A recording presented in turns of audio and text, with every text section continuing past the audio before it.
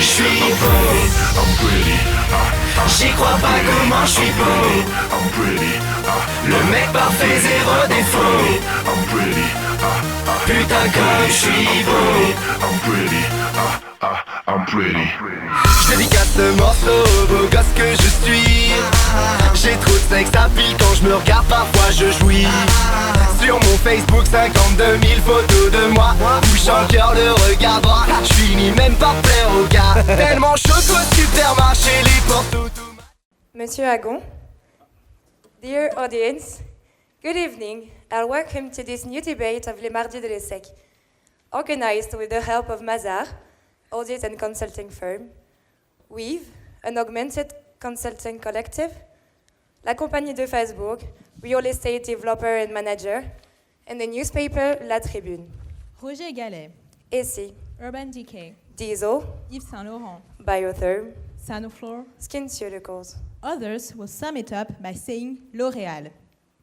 Tonight, we are honored to receive the Lord of Superficiality and Beauty, Sir Jean-Paul Agon, the night savior to all women in the world, the only one able to free them from beauty stereotypes. The knight with the Beauty for All banner, the Prince Charming of every person losing hope in front of a mirror. With 34 brands and thousands of skin and makeup products, Monsieur Agon will surely have something for you to save your Valentine's Day, because you're worth it. Monsieur Agon, everything seems to go well for you. You're one of those who want to have it all.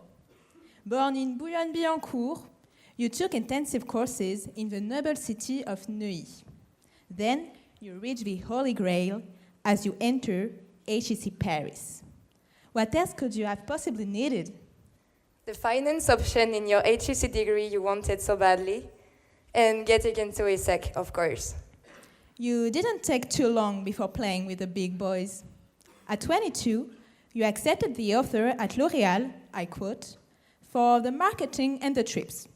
And what a long trip. At only 24, you became the very brave and holy king of the Greek subsidiary, after this position was refused 5 times before you. These 40 years in never put your ambition out. Even a friend of yours said you wanted and knew you were going to end up as L'Oréal's CEO. You're still the most valiant crisis solver for your company and multinational businesses. Today, building an ambitious company, just as you are, is one of your biggest achievements. Beneath all the glitters, you discreetly gain ground, fighting and dealing with the shareholders, waiting for your good work to pay off. And it did, since you doubled your company's value. You took heroic positions against all traditional standards we could expect from a CEO in your positions. You launched several revolutions within your company. First, digital transformation. Nothing to fear at first. You want to make L'Oréal the leader of connected beauty. Well, it's true.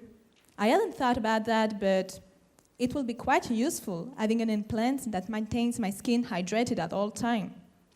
Second, enhancing corporate social responsibility, one of the biggest obstacles of the 21st century for most firms. In 2016, L'Oréal received an A from the Carbon Disclosure Project. Even the little laboratory baboons could give you an applause for that. And now, the greatest challenge I think no one has ever tried, universalizing beauty. It's a different task, right? Shall we call you the cosmetic corporate messiah?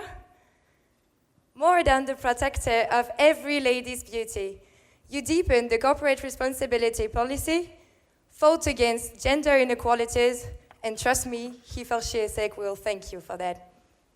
We all agree to say that a common idea of beauty has already emerged. Look at all these beauty contests. They all look the same. Your empire expands as fast as your brand, and your principles are carefully applied in the same way. Your new crusade is taking your flag into developing countries where you expect 1 billion people to be evangelized by your products. Universalizing beauty could mean dictating beauty, signing decrees all day long in the L'Oréal land. Now it's high time to buy your €80 anti-aging cream because it's so out to look old. People look alike, use the same products. Do you care more about the products than the people who use them? Do you know what the greatest disease of the 21st century is, Monsieur Agon? Well, I would say it's the lack of self-confidence. Your subject feel pressured today by any stereotypes in any kind of way. We girls all want to have a soft skin and cat eyes, precisely designed brows. You know what I mean. One may think your products and yourself can be the cure to this trend towards uniformization of the concept of physical beauty, and maybe to its social consequences as well. In a certain way, you help people reflect their own uniqueness they maybe wouldn't be able to express without you. Or maybe your customers suffer from the Stockholm syndrome? But you're more of a pragmatic guy. You'd rather buy local cosmetic companies and understand the invaded people than to impose Western standards and burn the heretics. Red lipstick and long lashes are so overrated. So you take your sword, because nothing can stop the concurrent you are, to go for the 87.5% market shares left. You are the hero on this white horse we've dreamed of. You get your women's heart as they worship your products. We know you want to please women all around the world, but isn't it strange that the person who sells most of beauty products to women happens to be a man? After all, your biggest regret is not having developed the man range market. Monsieur Agon, we tried hard to find your flaws. And all we have to say is that you don't seem to have any. Or maybe contouring helps you to hide them? After all, the undefeated soldier must have a weakness. You seem to suffer more from the criticisms addressed to your company and its image than from anything else. And even criticizing your company has become difficult, as L'Oréal stands for the 8th year in a row as the most ethical firm in the world. Eventually, your salary may be the only thing we could blame, but you even signed a petition so you pay more taxes? You really don't make our task easier, don't you? Monsieur Agon, you seem to be a man of values. Commitment, loyalty, and confidence are the words that came up when thinking about you. Commitment towards your company, commitment towards women, and loyalty to their unique beauty. Tonight, we hope you tell us your secrets. The secrets of an everlasting commitment as yours, the secrets of the achievement you led within your company. How can we move an enormous firm as L'Oréal to the way of ethics, social, and environmental responsibility? Or is it only smoke and mirrors, just like the makeup on our faces? Les Mardis de l'ESSEC wish you a very pleasant debate.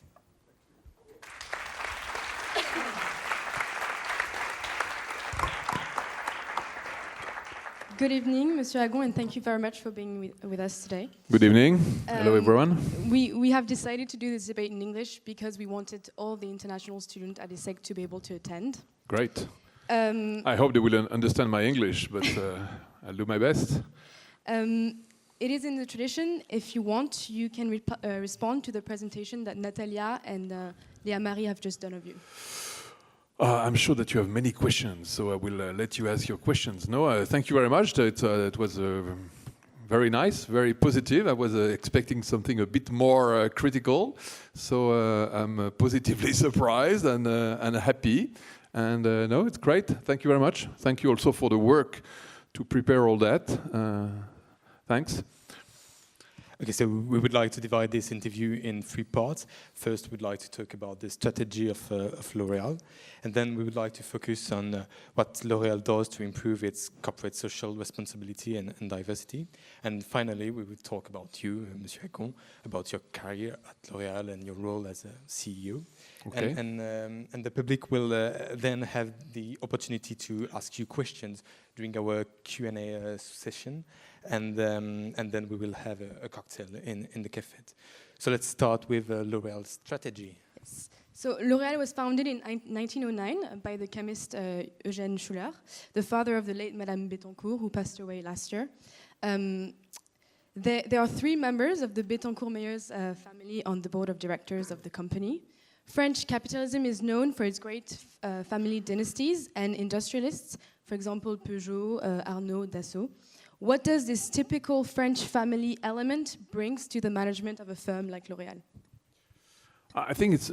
Thank you for asking this question. I think it's very important. I think the having a family as a key shareholder for a company is extremely favorable and extremely positive, because it allows a company to really think permanently, long-term, strategic, not worrying for the next quarter, and really looking at a very long period and a very long distance.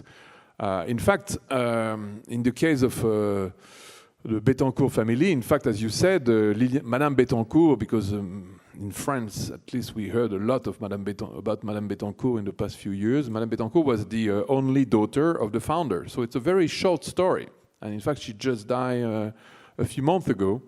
And her daughter now, Françoise Bettencourt-Meyers, is the granddaughter of the founder. So in fact, it's a real family business. For some reason, the family decided to go with the company, to put the company public 50 years ago. But still, there is a family spirit, which I think is extremely positive. And as you said, in fact, you know, some studies have been made that show that usually companies where family are important do better than companies that just 100% public.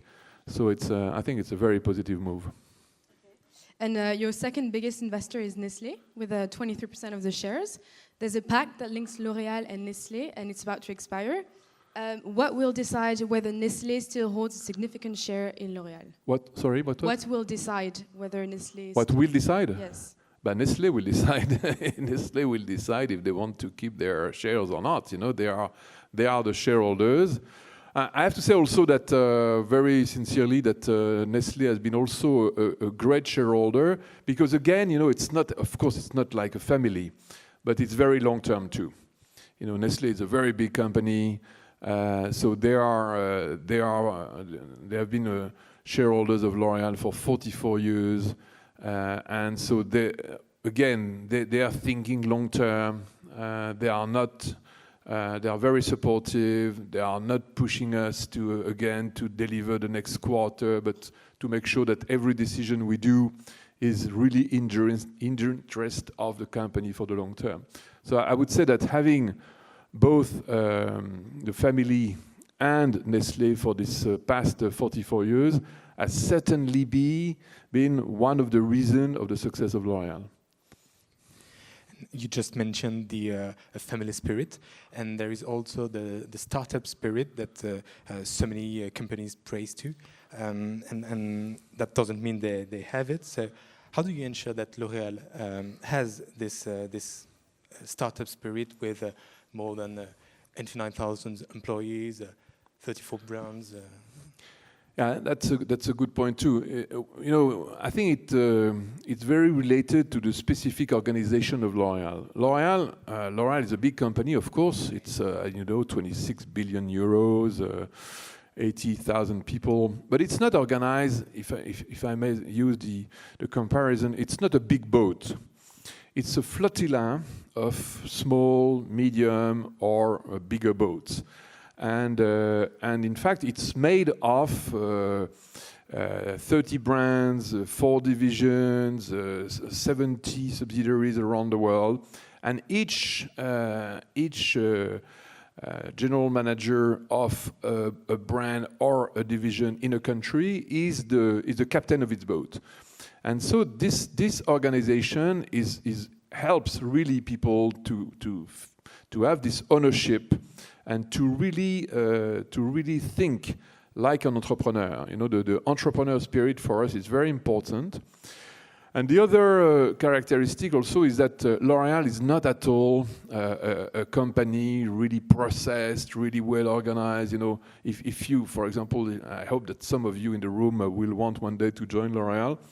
But you have to know that if you want to join a very well organized and processed company, don't come to L'Oréal.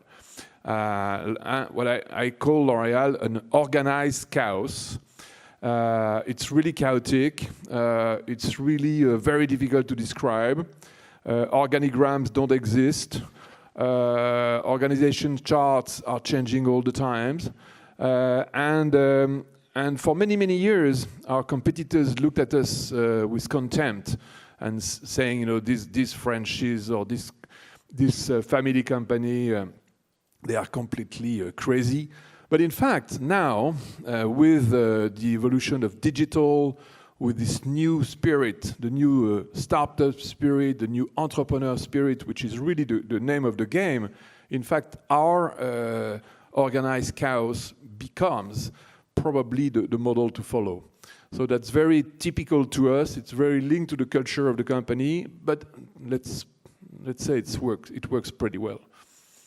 And now most of your offices are being converted into open spaces, and following this startup trend.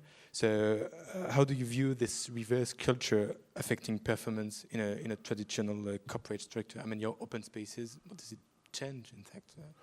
You mean in the offices? Yes. Oh, you know, that's a small change. It's just an evolution of the way people work together.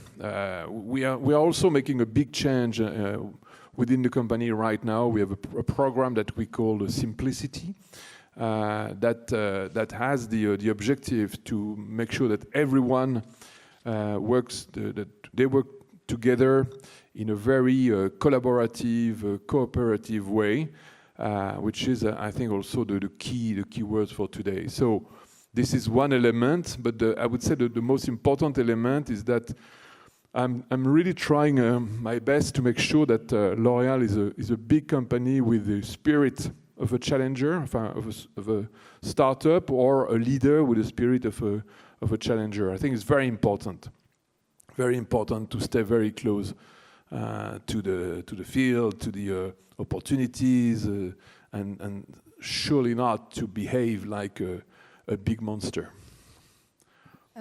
You've just mentioned digital, and it is now the heart of L'Oréal's strategy. In China, for example, 30% of your sales are made online. What are the other specific impacts of digitalization on the beauty market? You know, digital has changed everything. Honestly, I have the privilege of I've been working with L'Oréal for almost 40 years. I know it sounds crazy. I'm sure that one of the questions will be how is it possible that someone works 40 years for the same company? We'll come back on this. I'm sure. So let's address it now. So, but at least it gives me some perspective. And I know I've been working for L'Oréal 40 years, so I started in 1978, and I can compare the way we have been working for all these years. And in fact, the company has changed more in the past 3-4 years than in the previous 40 years, or even in the previous 60 years. And this is due to digital. Digital has completely reinvented the way we are working. And in fact, it has changed the way we are working for the better. Honestly, I think that the way we are working now, the way the teams are working in terms of creation of products, in terms of communication with consumers, in terms of distribution to consumers, personalization, data, everything, is 10 times more interesting than the way we were working 10 years ago or 20 years ago. So digital has changed everything, and you understand why. And also, it's true that it has also boosted the business, because the digital is also is also something that people use a lot for selfies, for exchanging pictures on social networks, and obviously this has a positive impact also to the beauty products. Do you have a specific example of a digital implementation that you've launched at L'Oréal? I have thousands of them because. Can you give us one? No, but many. For example, we launched this fantastic app which we call Makeup Genius. I could make a demonstration, but maybe it would be a bit long. And it's fantastic because it's you look at yourself in your cell phone, and you can simulate makeup on your own face. And so you can simulate yourself with red lipstick, eyeshadow, mascaras, and everything. And just for the anecdote, the first time we launched that, I made a demonstration to my board, and I used it on myself. And I can tell you, it was one of the most hilarious board than we had in the previous in many years. So many, but in fact, it's interesting, this digital story. In fact, I think we were one of the first companies to really jump on this digital transformation, because we felt in 2010 that this digital tsunami was coming on the industry, on us. We declared in 2010 the digital year of L'Oréal. At that time, no one really knew what it meant. I have to say that I didn't even know really what it meant. But the good thing is that suddenly everyone, everywhere in this organized chaos of L'Oréal, everyone was aware, everyone was willing to embrace this apparently coming transformation. And it gave us a real edge, an advance compared to all other companies. Then we hired a chief digital officer in 2013, and since then we are really ahead. Thanks for the picture, beautiful. That's not the makeup genius. That's another story. So we are really ahead of our competitors in terms of digital, and it's really critical today.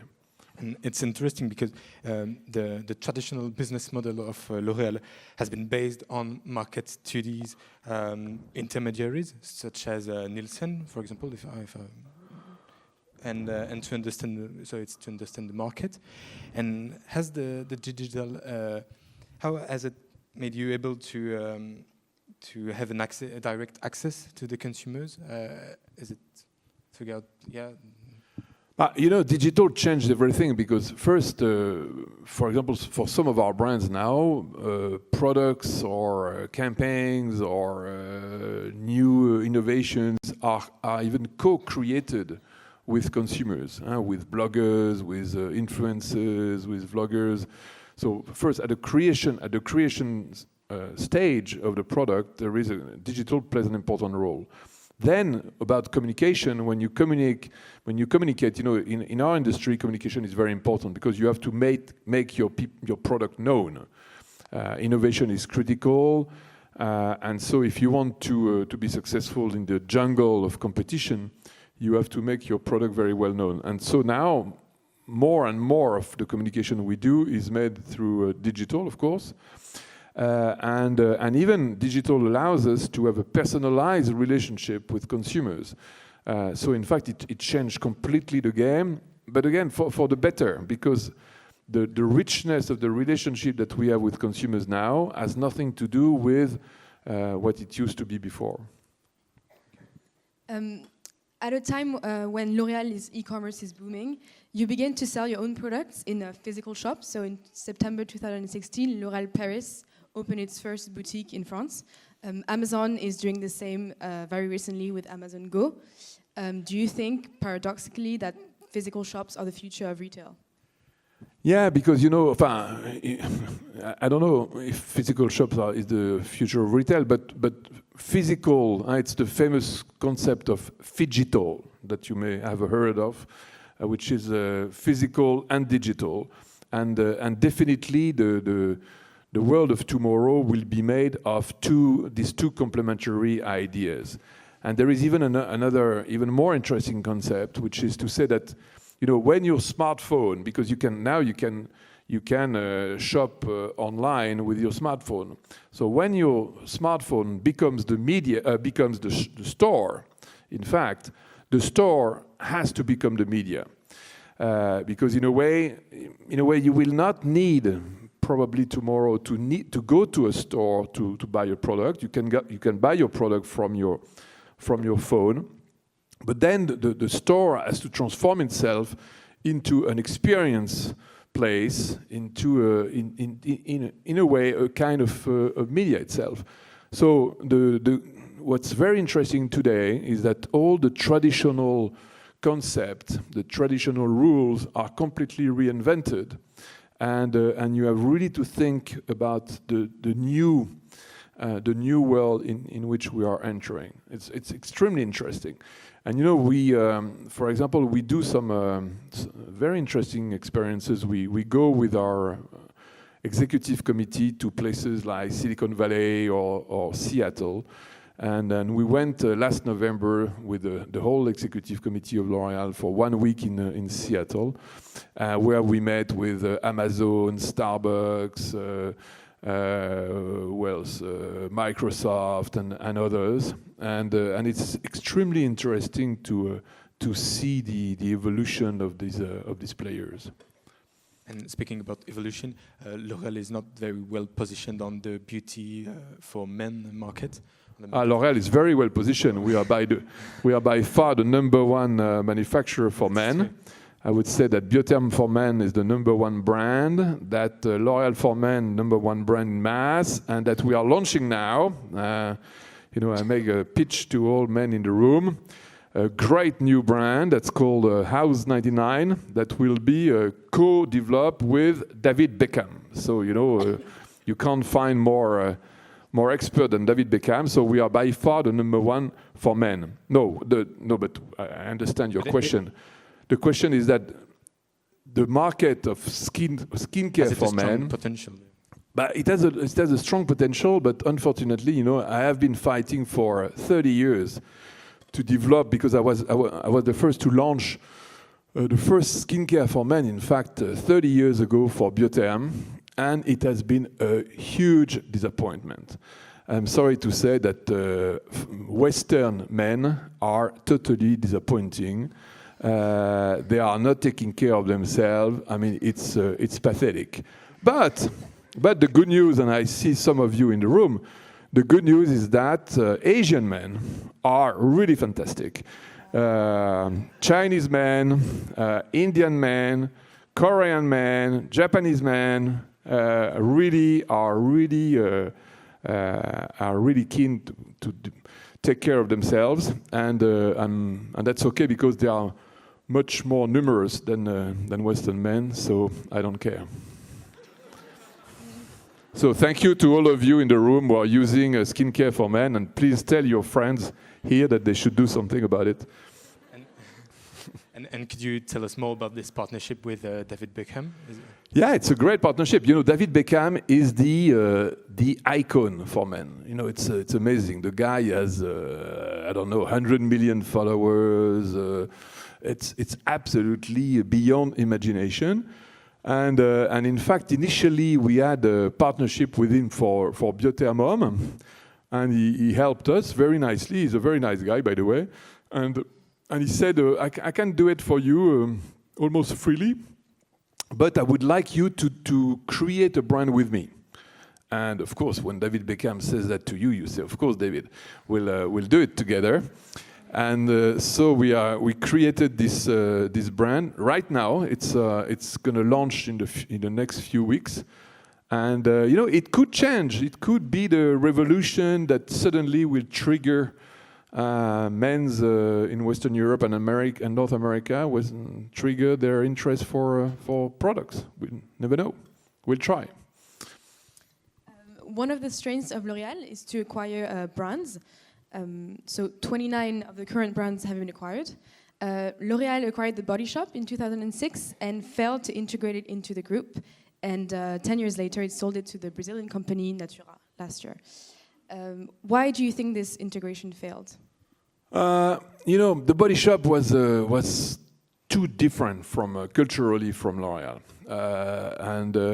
For many years, the Body Shop is a great brand. It was created by Anita Roddick, But in a way, Anita Roddick, for many years, was the anti-L'Oréal. She had, values that were completely against big corporation, etc. So, despite that, in fact, we became friends with Anita Roddick. Unfortunately, she died 10 years ago. But we became friends with her before, and she thought that we could really keep her brand and develop it, etc. So we tried. We bought the brand, but in fact, culturally, they were so different that it was difficult for us to integrate them within the group. So in order to protect them and also, keep a distance, maybe we put them, we ring-fence them within the group, and in fact, it didn't work because, when we buy a brand at L'Oréal, what works is that when we put it, in the middle of the volcano, and that when everyone interacts with the brands and it stimulates the creativity and the teams. And as we didn't do that, honestly, it really never worked. So we tried. We really put our best efforts for 10 years. But we had to acknowledge that after 10 years that we were not successful. So you have to be humble, you have to be pragmatic and realistic. And if something doesn't work, it's better to sell it to someone else who could be more successful with it, because it's the interest of the brand, of the employees, of everyone. So we found the ideal new partner with Natura, because in fact Natura, the Brazilian company, is very close culturally to Body Shop, and I'm sure that they're going to be very happy ever after together. But you say they were two different in terms of culture. But what about the ethical values of the Body Shop? Isn't it very close to what L'Oréal is trying to achieve? Yeah. True, but and to be very sincere also, in fact, we learn from the Body Shop, and many of the ethical transformation that I have been implementing at L'Oréal in the past 10 years have been also thanks to the Body Shop. That's why also I think that this adventure that we had together for 10 years was definitely not a bad one, and we didn't waste our time. Because we learned from them. We had also already our own values, but thanks to them, we learned how to push them harder, to be more, to become a bit more even activist in a way. And it's true that I'm very proud that L'Oréal is now one of the world most ethical companies, and even last year we were ranked the second best company in the world of all categories, all industries for ethics, which is a great pride for us. But was it a problem for you that the Body Shop wasn't sold in China? No, on the contrary. You mean business-wise or ethic-wise? Business-wise. Yes, it was a problem, but we never compromised on values. So the values of the Body Shop were completely against animal testing. That unfortunately still now Chinese authorities do animal testing on the products that are sold in China. So for some of our brands, we don't sell in China. So L'Oréal wants to develop in a sustainable way, and you've launched the Sharing Beauty with All program in 2013. So what does Sharing Beauty with All mean? and now, do you have maybe any concrete examples about what has been done to make a product have a positive impact on the environment, for example? Yeah, absolutely. No, that's another big undertaking that we are doing. That was 5 years ago. It was in 4 years ago, also in 2013. We decided with the executive committee and the management of L'Oréal that we wanted to become an exemplary company in terms of sustainability. It's an interesting question strategically, because of course when you're a beauty company, you don't have a very big impacts in terms of carbon or carbon emissions or water pollution, etc. Because it's a clean industry. But still, you have some impact. And so, in a situation like this, you have two possibilities. Either you say, because we don't have a big impact, who cares? Let's go on like doing what we do. Or you take it the other way and you say, because we don't have a big impact, but let's take advantage of the fact that we are not a big polluter to become the most exemplary company in the world. And that's exactly the second, of course, it's the second choice that we made. And so we decided 5 years ago that we wanted to make L'Oréal the most exemplary company in the world, the best company in the world for sustainability. So we launched this program called Sharing Beauty with All, a very ambitious program with commitments towards 2020. And several commitments. Number one commitment to reduce drastically our impact. So we are going to be at minus, the commitment was 60%, but we're going to go even further. Minus 60% in terms of carbon emission, minus 60% in terms of water impact, reduction of waste, but also an even more important ambition, which is we commit that until 2020, 100% of the products we sell, and we sell 7 billion products a year, 100% of the product we sell will have a positive impact in terms of environment or social impact. What does it mean? It means that until 2020, we will completely relaunch, reinvent, renovate all the products we have with an improved impact in terms of sustainability or social impact. And it's a huge commitment because it means that, for example, for the marketers at L'Oréal, or for the people in the R&D, or for the people in production, it means that every product from now on, when we launch a new product, it has to have this positive impact. And I think that we are the only company, in fact, in the world to have taken a commitment like this. But do you mean changing the packaging? Or Yeah, changing everything. Changing the formula, changing the packaging, changing the production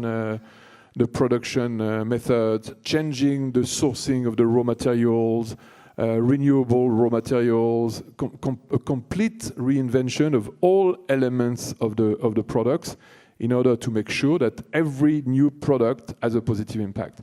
And in fact, it has completely, it's a little bit like digital. It's the other revolution that we have undertaken at L'Oréal. And it has changed completely the way that the scientists at R&D are working, the marketing people, many of them coming from ESSEC, of course, are working, the people in the production are working, and it's a complete different paradigm. It's extremely powerful. And I'm happy to say that we have been also recognized in this field because now it's obvious that it has a very, very strong, powerful impact. And last year we were recognized by the most respected authority, which is the Carbon Disclosure Project, which is an NGO specialized in ranking companies on sustainability. And we were ranked one of the only 2 companies in the world among 3,000 companies on a triple A in terms of carbon, water, and forest. So, and we were even, I was surprised because I didn't expect that. We were even ranked number 1 in the Newsweek green ranking, ranking all companies of the world, number 1 in this ranking. So it's possible. I think what's very interesting is that where there is a will, there is a way. If you really want to transform your company and to make it totally exemplary in terms of ethics or in terms of sustainability, or if you allow me, I would like also to say something else, which I think is very important. the third front on which we decided to be also exemplary was the diversity, and especially in terms of I don't remember how you say that. Men, women, gender equality. Sorry. We really pushed very hard with the human resource of L'Oréal to make absolutely sure that we are absolutely perfect in terms of gender equality. And last year, we were also recognized by Equilib, which is a Nordic independent NGO, as the best company, the #1 company in the world for gender equality. So it's interesting because, when you want something, you can make it happen.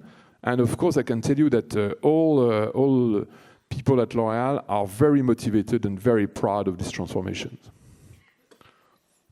So we had a question actually about that, all the environmental progress that you've done.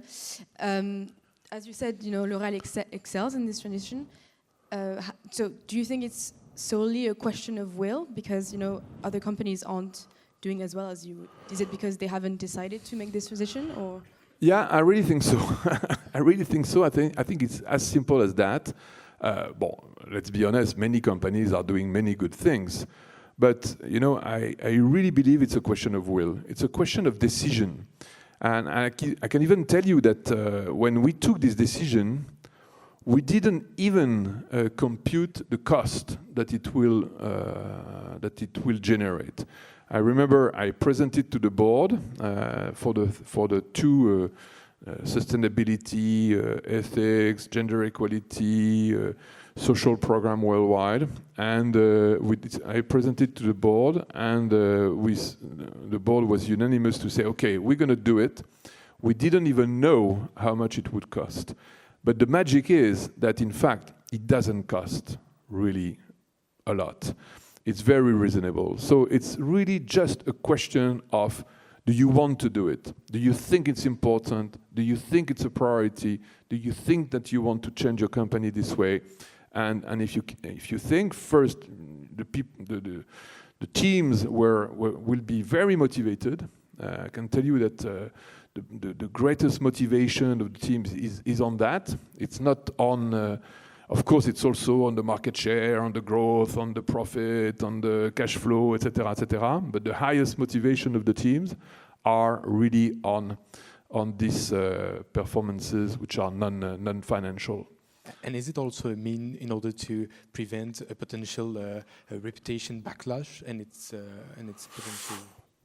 Not really, to be honest, because if you have a reputation problem, you will have it as much if you had a great reputation before or not. I would say even worse. The worse. If we remember the political elections in France, if you pretend that you are very perfect, the day that you do something wrong, it's even worse than if you had not pretended anything. So on the contrary, it's more dangerous, because if you want to be #1 in ethics, sustainability, etc., after that you cannot compromise on anything, because that would be really dangerous for your reputation. And just to come back on the issue of China and animal testing, so L'Oréal is fairly transparent on the website. We know that China requires animal testing on certain imported cosmetics, skincare, and hair products. China represents a huge market for L'Oréal, so it's the second after the US, and it's projected to become the first one by 2021, if I'm correct. China is slowly moving away from animal testing, but we're not exactly there yet. Do you think if the situation remains the same, it could in the future harm L'Oréal's ethical brand image? There is one company in China working very actively with health authorities to register alternative methods, which are based, in fact, on a reconstructed skin. And this company is L'Oréal.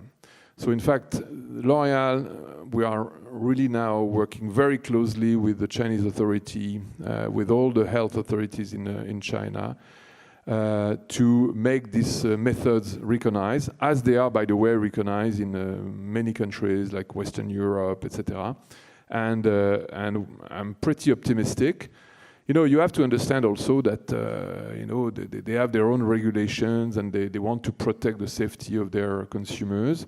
And it's but this is a new kind of mission that we have. An objective is to make the authorities recognize this alternative testing, and the day that they recognize it, thanks to us, that will eradicate completely animal testing in China. Yes, as you said, L'Oréal has a big influence on the Chinese market, and because you've been a pioneer in that research for reconstructed skin. But if things don't change, do you think L'Oréal could ever give an ultimatum to China? Things will change. How can you be sure? Where there is a will, there is a way. Okay. I'm a bit a simplistic guy. I just believe that when you really want something, you get it done. It may take some time. It's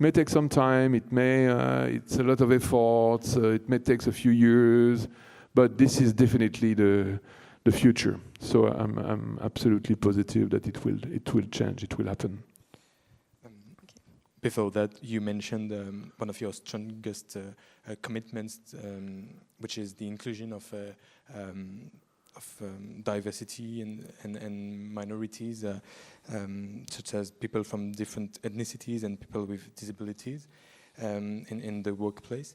And in fact, why has L'Oréal taken such position?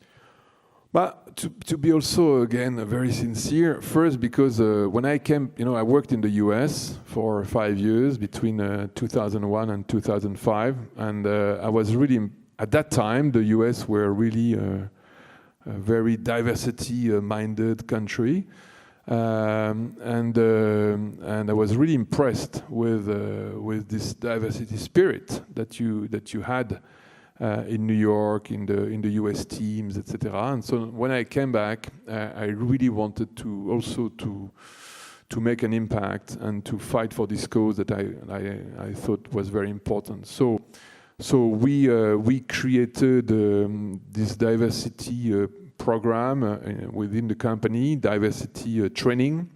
I think that 15,000 people have taken this training at L'Oréal. By the way, we created also the diversity leadership and diversity chair here in ESSEC, and I'm very happy and thank you, Professor. And I'm very happy to see that this is the most demanded chair by students here at l'ESSEC.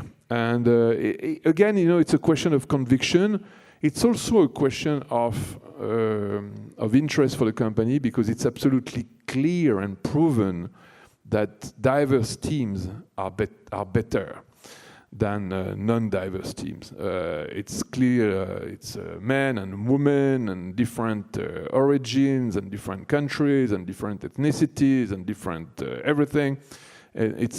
For us, it's obvious. At L'Oréal, we think that it's absolutely obvious that diverse teams are stronger, more creative, better than non-diverse teams. So for us, it's a very important cause too. Okay. So L'Oréal, with most of its customers being women, you have good figures. Yeah, but I'm still full for a few men. Yes. Especially in the room now. You have good figures in terms of members of women on the board of directors and executive committee. Will your successor be a woman? I don't know. I don't know. It's a bit early to tell. I'm not retiring yet, so we'll see. No, I'm sure that one of my successors will be a woman. That's for sure. I don't know if it's the next one or the next, but that's for sure. At L'Oréal, for example, today, I think the proportion of women in total is something like 65, something like that. 65%. Now more than 50% of all management committees at L'Oréal positions are held by women. 46% of the board is made by women. So definitely women are taking the power at L'Oréal. And I used to say, because I think also that I think we have to just be careful that we keep a few men. And it's a sincere worry, because in some countries it's difficult to attract men. For example, what countries, for example? I can tell you, for example, Taiwan, Korea. It's or some others, probably, I don't know, Colombia, or it's not easy to attract men, because working for a beauty company is not seen as something that men should do. And I think it's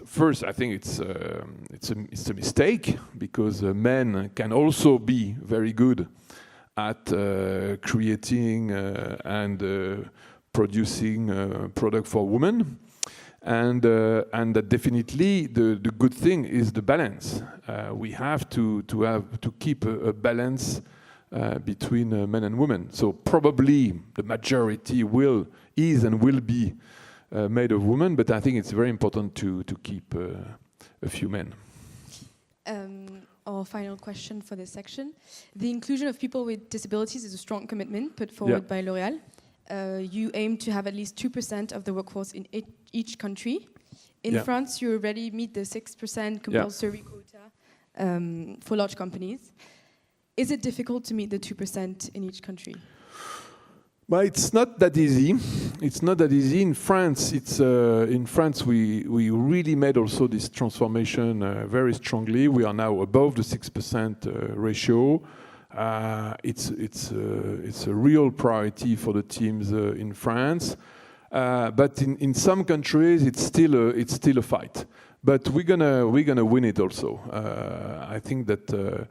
It's absolutely vital. We are organizing competition between countries at the L'Oréal level, between all countries of the world. We really want to make progress in this direction. I think it's critical in the society of tomorrow. So, do you think quotas set up by government are a solution for any type of inclusion, such as gender or? Yeah, I think that it helps, and it's true that it should not be the only solution, but I think that in some circumstances it can help. So we will now have our traditional Les Mardis de l'ESSEC game, so le petit jeu des mardis. So the principle is very simple: direct questions, some propositions, and clear answers. So we'll have an example. You will see. Who's your favorite L'Oréal female ambassador? Eva Longoria, Desperate Housewives are your best clients. Jane Fonda, Beauty has no age. Inès de la Fressange for that French touch. I love Jane Fonda. I know her well, and she's fantastic. She has an amazing personality. She's pretty amazing. So I love also the two others, of course, but that's my privilege. You know, at L'Oréal, you can love many great women and men, of course. I love David Beckham too. Okay, so men, what is your favorite male ambassador? David Beckham, clearly. He's not there, but he should be there. Lewis Hamilton is a good one too, but no, I prefer David Beckham. You have to pick one of them. So, do you prefer Hugh Laurie, so Dr. House, to care for your skin? Lewis Hamilton, so because you two are, the bad guy type, or Ryan Reynolds, because Ryan Reynolds. I like the bad guy. Yes. Lewis Hamilton. With many tattoos. You're slowly but surely coming to the legal retirement age. Who shall be the next CEO of L'Oréal? Very slowly. Donald Trump, he's your best client for foundation, hair dye, and fake tan. Brigitte Bardot, because the animal cause does matter for L'Oréal. Or Kim Kardashian, to prove that you don't need to do HEC to succeed when you have other assets. Well, if I have to choose, I would choose Kim Kardashian, sure. And Why? by the way, she's very good in business too. So she would make a very good CEO. And if you had 1 hour to kill in your very busy schedule, you would first practice your dancing skills to remain the king of the dance floor in New York. Yeah. Watch the latest YouTube tutorials on the art of highlighting and contouring, or go for a ride on your motorcycle, because on this picture, it seems like you are having a lot of fun. Oh, dancing, definitely. You know, it's true that when I was the story is that when I was in New York, I stayed 5 years in New York, and I loved it because there are parties every night in New York. So I went to all parties and was dancing like crazy. And when I left New York after 5 years, there was an article in a journal, in a professional journal, and I wish that they wrote the guru of marketing has left, the king of cosmetics, and they just wrote the king of the dance floor left New York. So you have to be known for something. So it's great. If you were one of the group's brand, you would be La Roche-Posay because your skin is as sensitive as the topic of your annual salary. ESSEC because you wish you had more hair. How do you know I wish? And finally, L'Oréal Paris. Some people with less hair have other characteristics. So I let you. and L'Oréal They Paris. have more testosterone. It has been proven. It's scientific. And finally, L'Oréal Paris because men can sometimes be worth it. It's very difficult to choose because these are 3 brands that we love, that I love. Allez, let's say ESSEC. Yeah, it's true that I could do with a bit more hair. And our last question. So, what kind of Jean-Paul are you? Jean-Paul Sartre, because it's not just about physical beauty. Jean-Paul Gaultier, because the stripy top is your Sunday look. Or Jean-Paul II, because beauty is a religion. To be very sincere, the Jean-Paul I would have loved to be, in fact, it's another one. It's Jean-Paul Belmondo. We almost put it. I missed it. Okay. But why? Because at least the Jean-Paul Belmondo that we see in the movies, wow, it was a fantastic guy, fantastic life, fantastic adventures. Love it. So now we are. But the Pope was good too. No, so the Pope. I don't want to offend anyone. The Pope was a great Jean-Paul also. So now we're going to speak about you. But you were speaking about me here. Yeah, we'll go on. Okay. Nowadays, careers are not in straight lines anymore, and you mentioned that you have been working in the same company for 40 years, nearly. So is it a boon because you know perfectly how the company works, or is it a ban because you have never seen anything else? No, it's great, But I didn't even ask myself the question. It's very interesting. I did when I was young. I went to school. I went to a business school. I will not say the name here. And okay, I didn't like it so much, to be honest. And I joined L'Oréal, and 1 week after I was at L'Oréal, I felt 100% well. I felt, like the fish in the aquarium. I immediately felt that this company, this environment, this culture, these people, this way of interacting was exactly made for me. So that's why, I immediately felt that I was very lucky because I had found the company of my life. And that's why I've been staying with this company forever. It's not because anything else. It's just because I loved it. And also, I want to say something to you because I know that it looks like Middle Age, Stone Age, to stay in a company forever. But when I was at this business school, I had some friends, and they had other careers. And some of them, went to companies, and they changed companies every 5 or 6 years. And to be very clear, my career was much more diverse than their career, because they moved from one company to the other company to do exactly the same job. They were in one company, then a headhunter came and said, I'll propose to you to do a job in another company, et cetera, et cetera. And in fact, after 20 years, they had done always the same job. Me, in my job, I worked in France, in Greece, in Germany, in China, in the New USA. I worked I did almost everything: commercial, sales, marketing, general management, different divisions. I had a more diverse company within one company. More diverse professional life within one company that many other people would change all the time.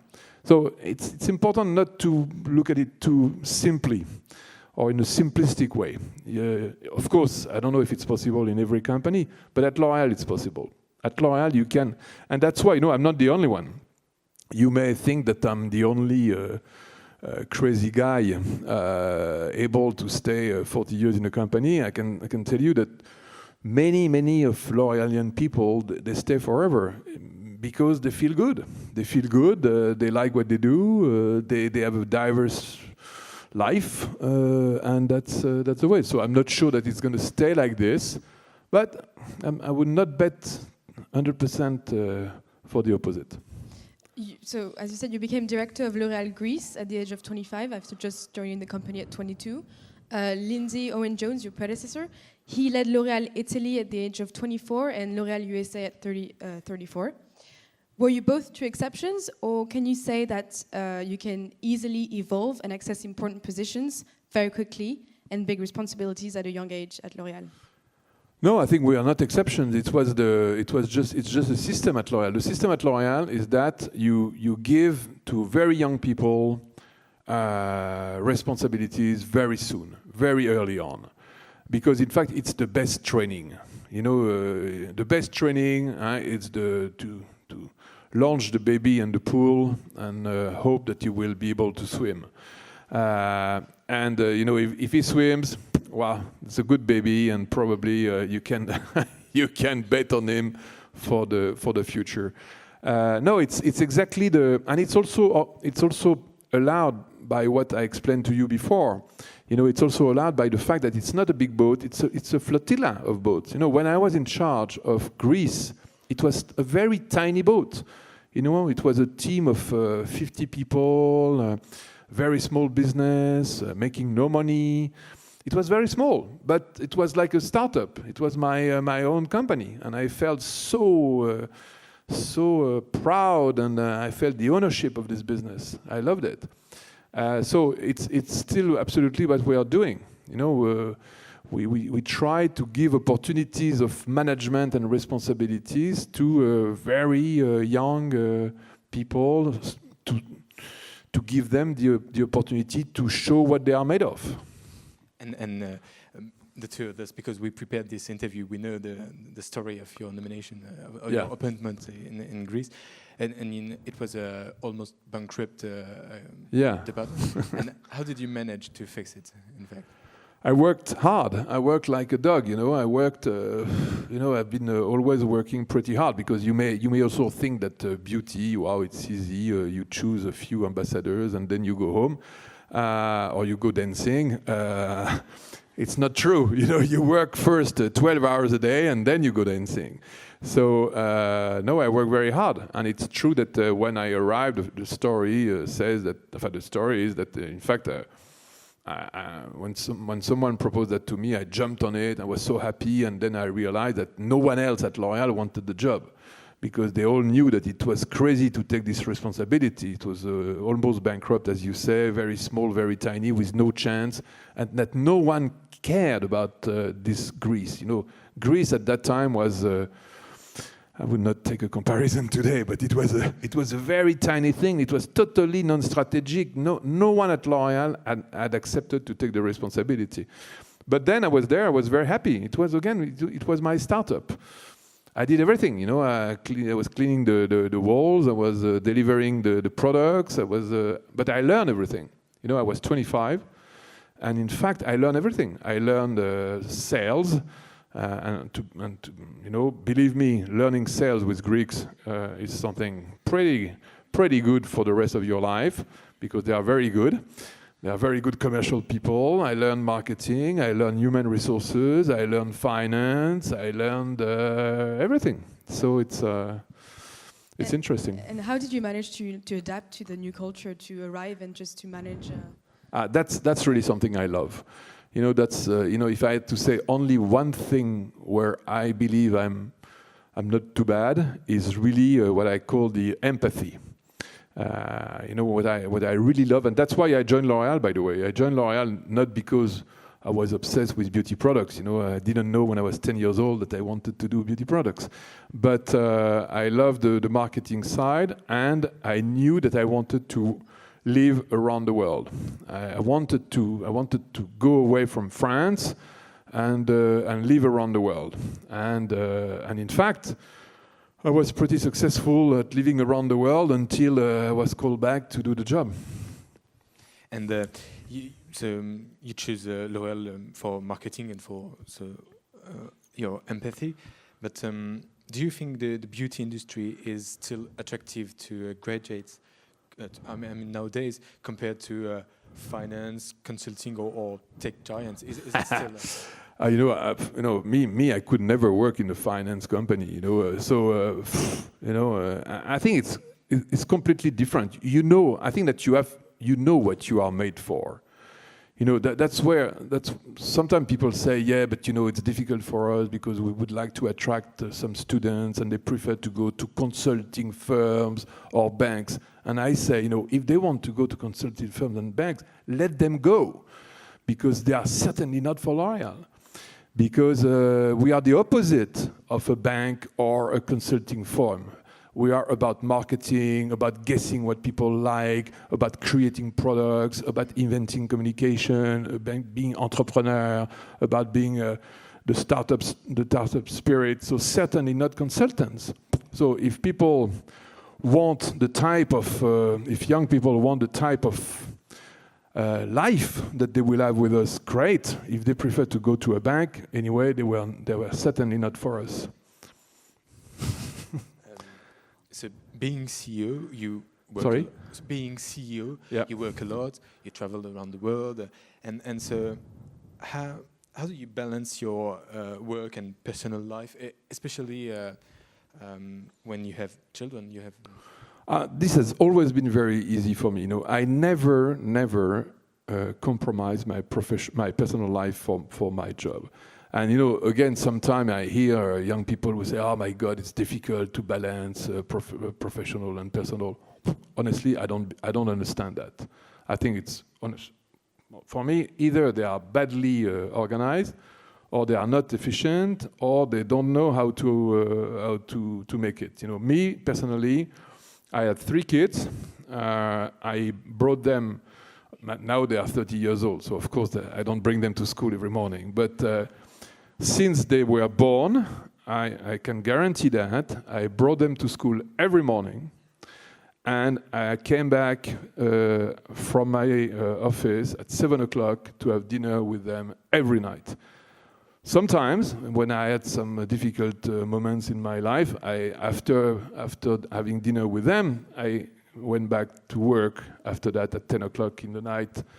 But I never compromised anything. I took always my 5, 6, 7 weeks of vacations, taking my family everywhere. So this story of if you work hard, you have to sacrifice your personal life is completely something that I never experienced, and I don't believe anyone to say that seriously. But maybe it's different for women CEO.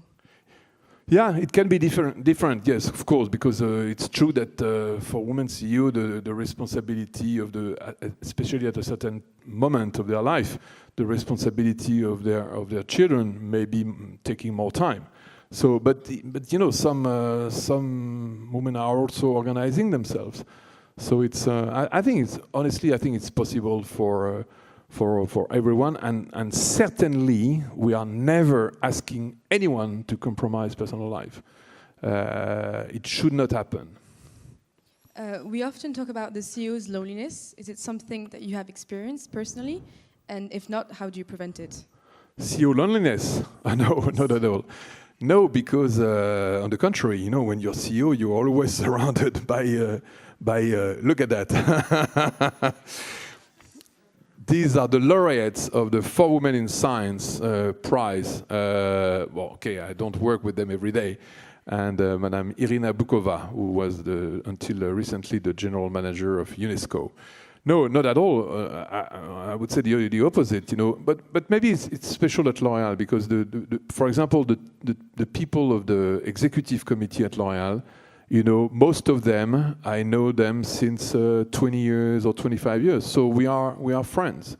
We are friends. We all know each other very well. We have lived through many things together. Maybe for some of them, lived together in some foreign countries.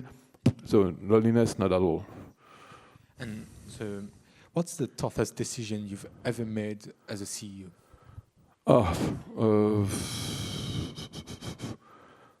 Well, there are several, but honestly, one of the most difficult recently was to give up on an acquisition, because there was a nice company to buy, but I thought that it was not reasonable.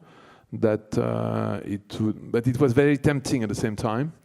But at the end, you know, I had to make the call. That's maybe the only loneliness that you were talking about. Is that at the end of the day, for some decisions, you're alone, and you have to, because sometimes it's you can't find a consensus around something, and you at the end of the day, you are the guy who has to take the responsibility. So if you have to take the responsibility, you have to take the decision.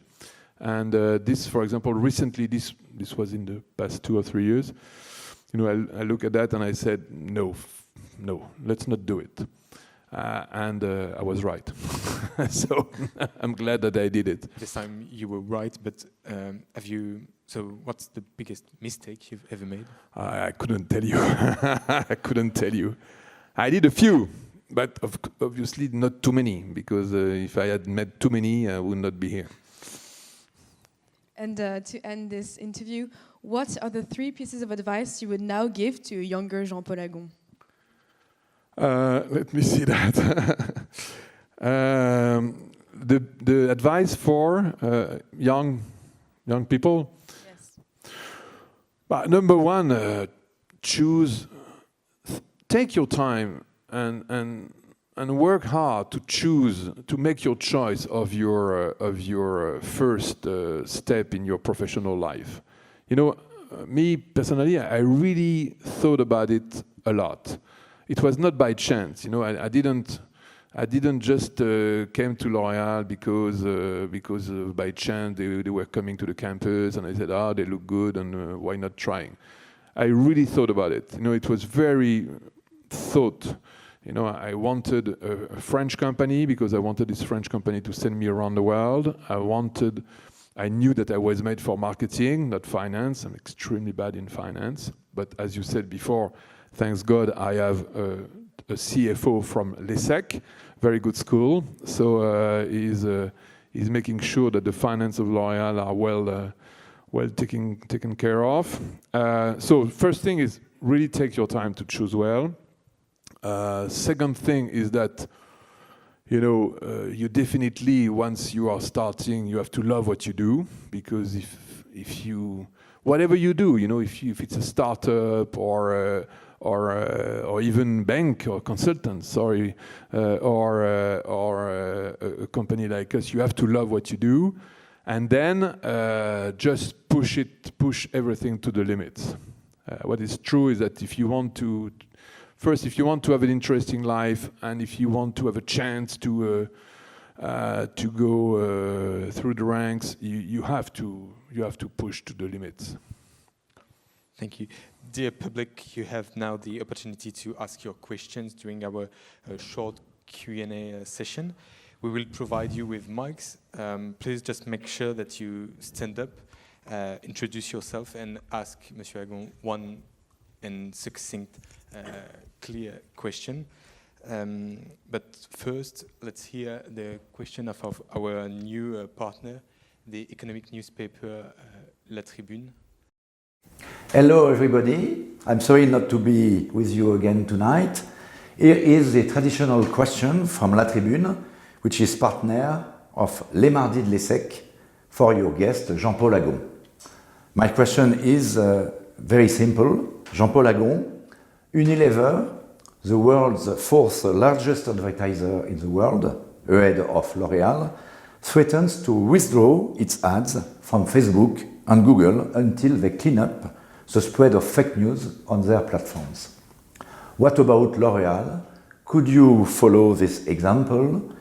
Didn't we go too far in the advertising power of the so-called GAFA? Thank you for your answer, and good night.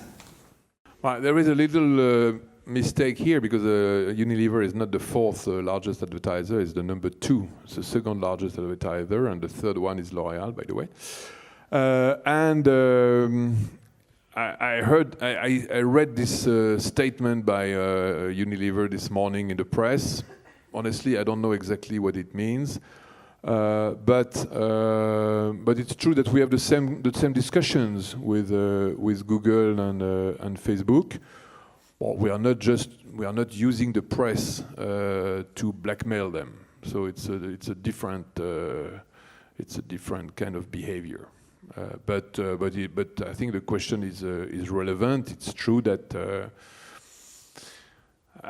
the question is not, by the way, that they are too powerful or not. I mean, they are what they are. And if you want to communicate with consumers, you go through them for a part of your budget. The question is that it's true that the content of what they put on their platform they have to find a way to clean it up. Because it's true that you don't want to be in the middle of fake news or things that are contradictory with your ethics. Thank you for your answer. Are there any questions in the audience? Yeah, please. Hello, sir. Good evening. I'm Gayatri. Hello. And I have one question. So, L'Oréal is the pioneer of the digital transformation, especially in the FMCG sector. So I would pick on the word phygital, and my question is, like, with all the changes that are happening in the physical domain and the retail outlets as well, do you think it can have a negative impact on the society, for example, loss of jobs or something like this? So when you really propagate and move towards digital transformation, as such a big brand, what steps do you take so that it does not have a negative impact on the society? You mean loss of jobs because of what? Of robots or? Like in the different steps, like probably in the supply chain using robots, or in the retail shops using less number of people and more digital platforms, all these different steps that eliminate human effort at one point. You know, I'm not. I don't have any crystal ball, and secondly, I'm not a pessimist. So I think that definitely the whole chain will be reinvented to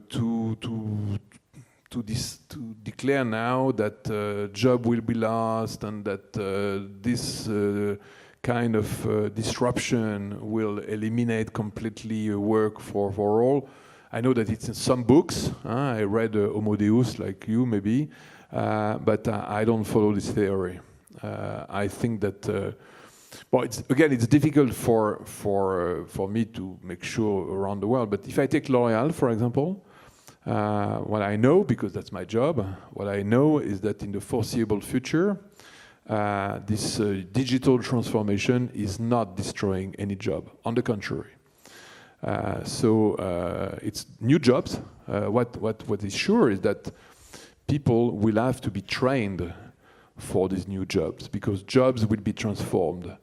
But I see it more in the positive way, which is that even these jobs may be probably more interesting, more rewarding, than the jobs before. So I'm more an optimist. Thank you for your question. Hi. Hi, I'm Charlotte. I just have a question. Don't you think it's a bit paradoxal that you are trying to put women first, or not first, but women as equal as men in your company, when you are doing all this advertising and marketing thing? Actually, I didn't know that you were coming from marketing, so it's even better. Where the women should look like the perfect skin or the perfect makeup, or as you said, the perfect app to see how you look with makeup, when maybe we should be more natural and like embrace the nature. But no, you can be, I'll be very sincere. We are selling beauty products. So for people who want totally natural and so natural that they use no product, honestly, they are not our target. That's for sure. And secondly, within the catalog of L'Oréal, you have all types of brands. It's not all about transformation beauty. You take La Roche-Posay. You know La Roche-Posay? It's a great brand for sensitive skin. Look at the pictures of the women or the men on La Roche-Posay. Absolutely normal people, no makeup, no beauty. It's just taking care of your skin. Look at Garnier. Garnier is natural ingredient products for a natural, spontaneous beauty without any effort. So, the mission of L'Oréal is beauty for all. So it means that we are creating beauty products for all type of people, for all type of desires, for all type of the thing they want, and with a very diverse attitude. So we are not trying to impose any type of beauty. If you look at our luxury brands, there are brands like Yves Saint Laurent, which are, of course, a certain type of beauty. You have also brands like Kiehl's. You have brands like Biotherm, which are completely different. So we certainly don't want at all to impose any type of beauty. We are just offering products that respond to the desires of consumers. We'll take another question. Yeah, there is one here, please. Hello. Take the opportunity. Hop. Hello, Mr. Jean-Paul. My name is... So you're using skincare? Yes. Okay. Good. Yeah. Thank you. Because my name's Hong Li. So I was actually one of you last year. So I totally support the idea that the man can work in L'Oréal. Good. So you have mentioned a lot of times about the Asian market, and I have seen so many photos about the Asian companies and something. And could you share with us or some international students here about more strategies in Asian markets or in Chinese market? Please. Thank you. Well, if we want to discuss the strategy of L'Oréal in Asia, it's going to take a lot of time. But no, clearly number one is that Asia is our priority number one. We are, by the way, already number one beauty company in total Asia. We became number one. In fact, I started Asia for L'Oréal in '97. My predecessor, Lindsay Owen-Jones, sent me to Asia. We were doing nothing at that time. You were not born, but I'll tell you the story of that time. And he sent me there and he said, Jean-Paul, okay, please build Asia. It's just a small endeavor. And so we started our subsidiaries everywhere. We started in China. We started a subsidiary in China in '97 with 4 people in an apartment in Shanghai. In Japan, we were a bit before, but we started in Korea, we started in Indonesia, we started in Malaysia, etc., etc. And now we are number one. 20 years after, we are the number one beauty company in Asia, ahead of many competitors, including the Asian competitors, including Japanese or Koreans or everything.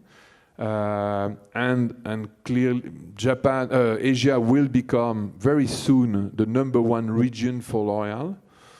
In terms of business, and I'm absolutely convinced. I work there, I live there, I know Asia pretty well, let's say, well enough, and I'm absolutely sure that it's going to be a huge potential for the company.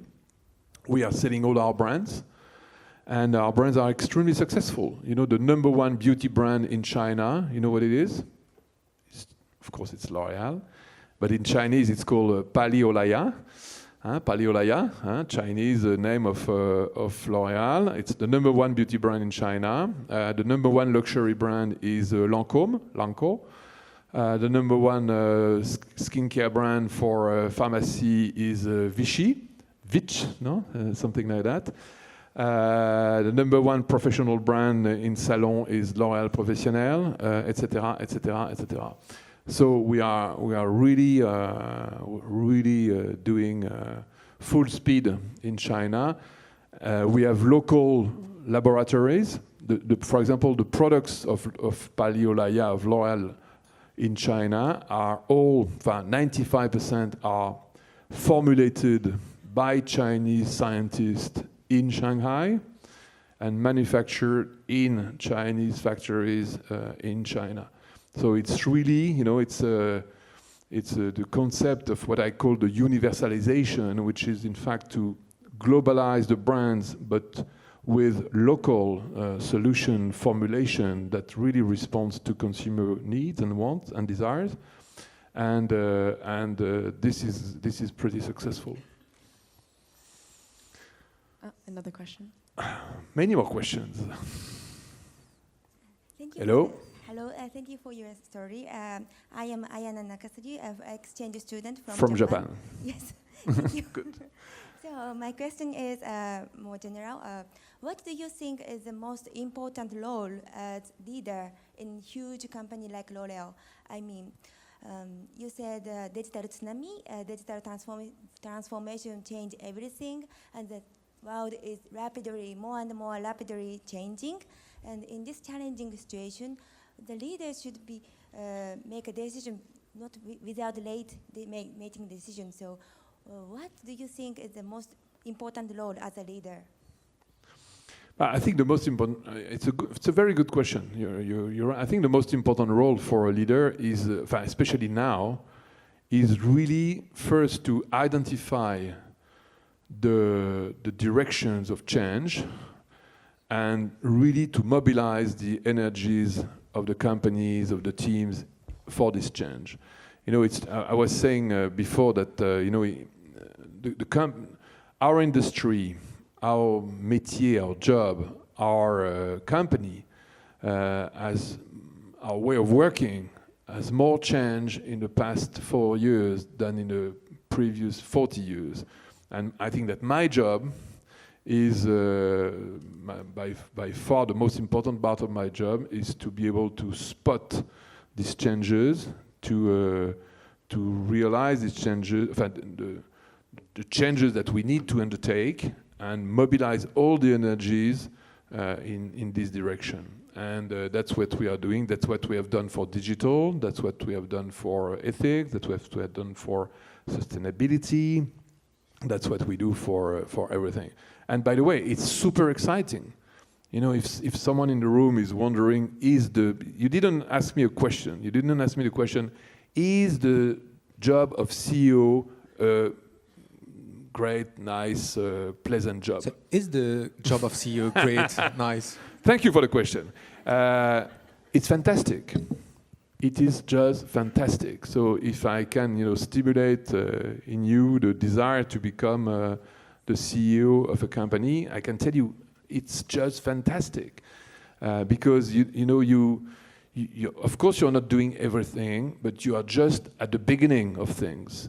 Your role is to feel, understand, guess what has to be done, and to start the move and mobilize the energies to do it. And this is just fantastic.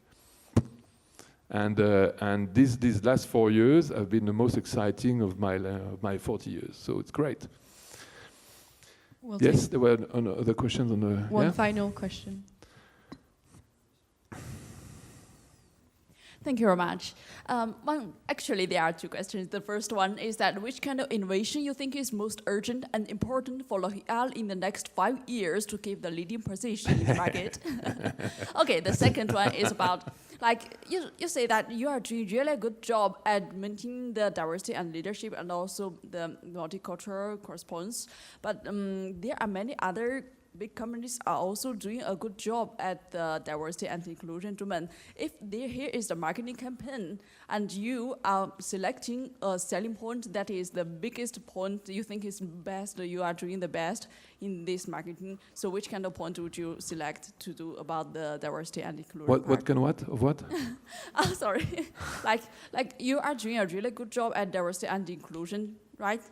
Yeah, and if there is a certain marketing campaign, because many other big companies are also doing a good job at diversity. Many people are doing good job. Yeah, if you want to choose more talents, more diverse talents, and you want to choose one point that you think you are doing the best than the others, which kind of point would you choose about which kind diversity? of what? Points. Just one point you think you are doing better than all the others. Where are we better? I think that we are different. We are different because we try, of course. But first, I agree with you that there are many companies that are good. They are not as good, but they are. I cannot tell you that they are all as good as us because that would not be sincere. But many companies are good, and maybe where we are better is at guessing first what consumer want, and in terms of innovation. You know, for example, every year, 15 to 18% of the sales that we do are made with products launched the same year. So it's a huge innovation machine. Each year, L'Oréal launches between 5,000 and 7,000 new products for all brands. So it's really an innovation machine that never sleeps. So I think that understanding what consumer want and innovating are probably our two best qualities.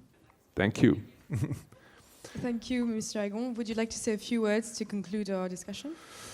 Yeah, I would just say thank you very much. First, thank you for organizing that in English. I heard that, I understood that it was the first time that we did this mardi de l'ESSEC, these ESSEC Tuesdays. You should call them like that, by the way, ESSEC Tuesdays now. So this ESSEC Tuesday in English, honestly, it was not my idea, to be honest, but I think it's a great idea. I'm glad that we had in the rooms many students from abroad, from international, and I hope that you understood my English. If not, probably we can send you the script after. It would be easier. And just to finish, I want to say that first I want to thank you, Professor, for the chair that we have here.